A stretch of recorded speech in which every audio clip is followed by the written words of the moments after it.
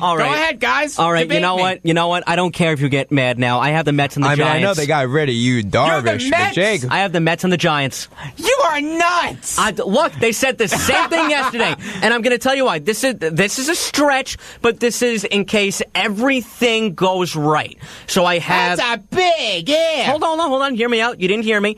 If everything goes right for the Mets, if everyone plays up to their potential, if they make a giant move like they did in 2015, like acquiring Yoenis Cespedes, I feel like the ceiling for the Mets is 89 games. 89 wins. Yes. Oh, I'll say 85. Holy moly. I mean, when does everything go right for the Mets? That's the thing. I was listening to what you're saying, but I was thinking that. Do you remember in 2015, before the deadline, John Mayberry Jr. was clean up? Yeah, but 2015, not a lot of people were getting hurt, though, for the Mets. I get it, but they made a giant move with Cespedes. I agree with, yes, Yoenis Cespedes was a great move, but tell me what you think the Mets will be able to give up at the deadline. They have no prospect. That's the thing, but I feel like Juan Lagares, I'm not saying he's going to land a huge name, but Juan Lagares is going to be on the trading block now until the trade deadline. But what do you think Lagares would get? Well, considering that Lagares is a former Gold Glove outfielder. I like Lagares. I'm not knocking Lagares, but who do you think he would get? I'm not sure. I'm assuming probably a role player, maybe bullpen. I don't know. But the thing is, we need to see how the season plays out. That's the main concern that I have right now. Obviously, these predictions might alter a little bit come the deadline, but right now the ceiling for the Mets is 89 games, assuming everything goes right. If everything goes right, that is a big if, though. You know, the thing is, the Mets really don't have too much to give up. That's the issue. They really don't have too many prospects. They really don't have too many major league ready trade chips. It's a bold pick, but then again, I said the Dodgers aren't going to make the playoffs. We'll get into that as soon as we talk to this guy who's on the phone right now. How are you today, pal? Okay?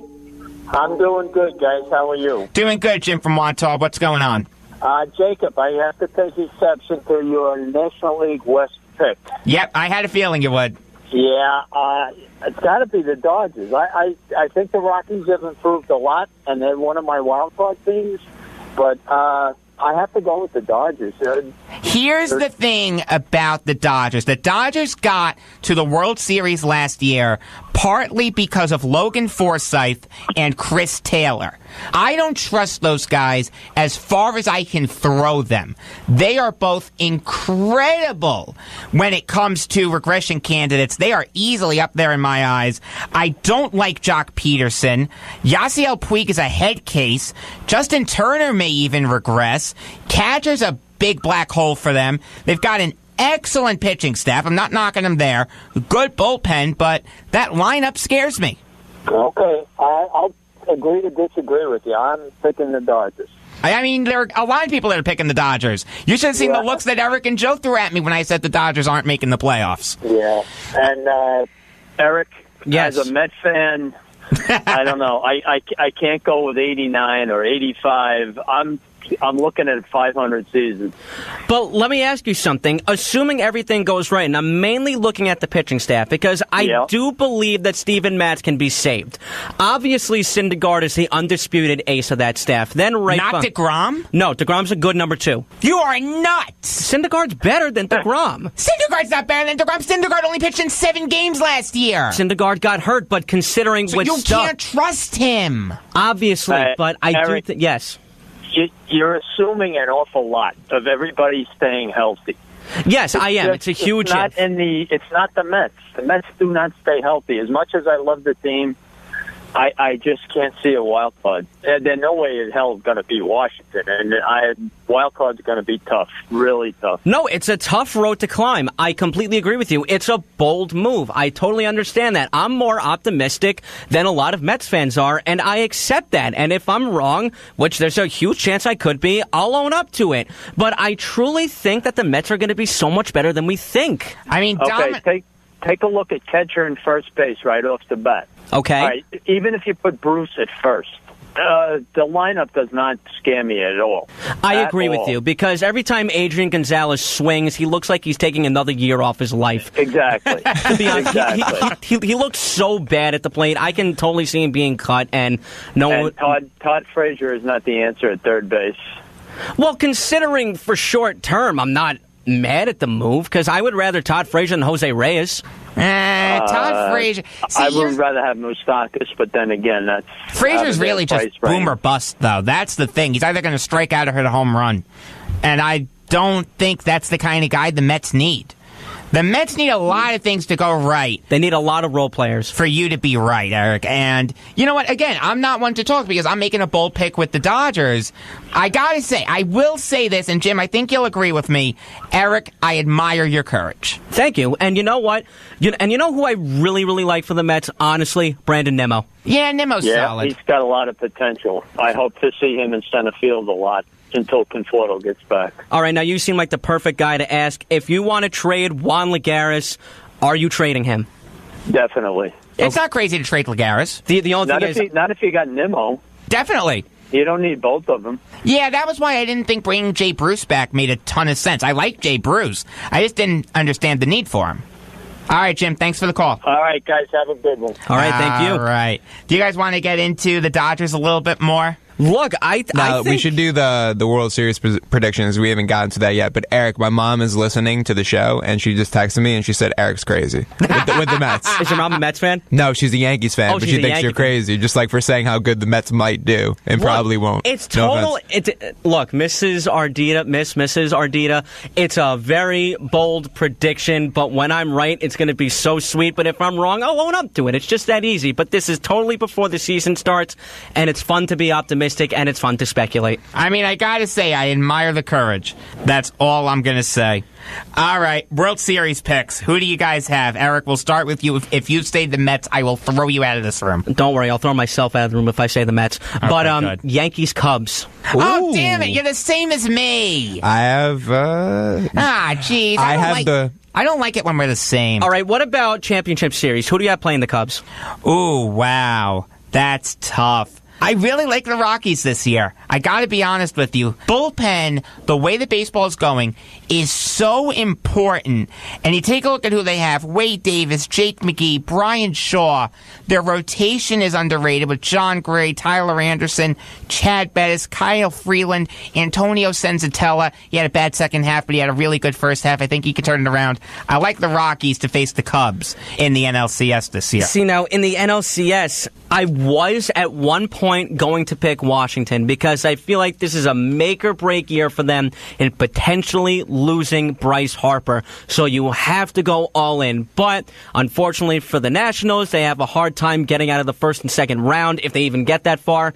So in the championship series, I was picking the Dodgers. Okay. I really was picking the Dodgers, but the Cubs are going to get revenge. This is going to go 7 games. Obviously, it's a downgrade when you lose Jake Arrieta. He's really, really good, but he's not as good as people say that he is. He's kind of overrated in the sense of, like, oh my God, like they he's one of the... Yu Darvish, though. They did, which was a very underrated move. Is it a drop-off from Jake Arrieta? Very, very slightly, but they're very close. It's a cheap deal, too, It's though. a very cheap deal, but it's a very high reward in terms of Yu Darvish. He's got World Series experience, so he's pitched in that spot before. Yeah, but Darvish did nothing in the World Series. That's the thing, but again, experience is the best teacher. Maybe he was on the wrong team. Obviously, the Dodgers added him at the deadline to compete for the World Series, which they got to. It did well for him, I'll tell you that. It really did. So For me, I got was being sarcastic. the World Series that should have happened last year. Yankees, Dodgers, and the Yankees are going to win it all. The Yankees win. Oh, God in heaven. So, I do have the Yankees-Astros ALCS repeat, and I think this is going to go 7 games again, and we didn't spend enough time talking about the Astros. They won the World Series and got better by adding Garrett Cole. And they're going to have Justin Verlander for a full year. They're going to be a really tough team, but adding Giancarlo Stanton just makes the Yankees too good. Sonny Gray for a full year. Robertson and Canely for a full year. Guys, I'm drinking the Yankee Kool-Aid. I have the Yankees advancing to the World Series, winning their 41st pennant, meeting the Chicago Cubs, and winning their 28th World Series. Yes! In Aaron Boone's first year. How crazy is that? World Series hangover for the Astros. See, another thing I want to touch on with the Astros, something we don't realize, they're the same team. They just added Cole. Granted, the Astros were, and will continue to be a great team for years to come. They have a great core of... I was 51-49 Yankees-Astros. I don't blame really you. was. I really don't blame you, but the Astros have such a great young core.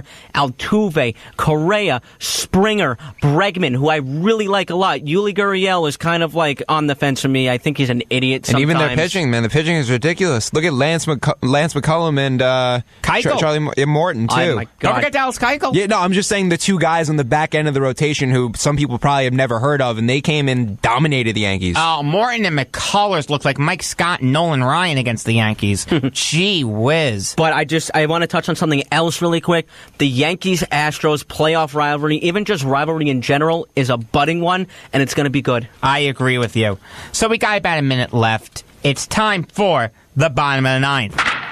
Eric, we'll start with you. I'm in the baseball mood right now. I've been watching YouTube videos of these outrageous plays, great bat flips. I've been in the baseball mood since the end of the World Series, even in Game 7 when unfortunately the Yankees lost to the Houston Astros in Houston. I'm so ready for this season. The Giants were terrible. The Islanders were terrible. The Knicks are going to be terrible for another 5 years. So I'm really looking forward to baseball, and I can't wait. Me too, Eric. Joe? So, MLB The Show came out over the weekend, and I'm a big fan of sports games. And I have here that they do something similar to the Madden simulation before the Super Bowl comes out to see who's going to win the Super Bowl. The show did a simulated season of the entire season, how it plays out, and it said that the Giants will win the 2018 World Series. Over who? Wow, the Giants That doesn't specify here, but that was the final result. Well, I mean, it isn't even years, so. So, shout out to the New York Islanders for finally putting us all out of our misery for missing the playoffs again. Oh, good God almighty, fire Garth Snow and brace for the future without John Tavares. It was Giants over the Twins. Oh, my God, no. They're tripping. Sony's tripping. Yeah. All right. Yeah, someone said the Islanders would beat the Stars in, I think, NHL 18. Oh, for the love of mercy. Just don't buy into that. And quick story, my accountant gave me a shirt, Snow must go. Yes, he should. Gee whiz. All right. Looks like we're about out of time here on Beyond the Game. For Eric Fischetti and Joe Ardita, I am Jacob Volk saying that some of my stars drink whiskey, but I found that the ones who drink milkshakes don't win any ball games.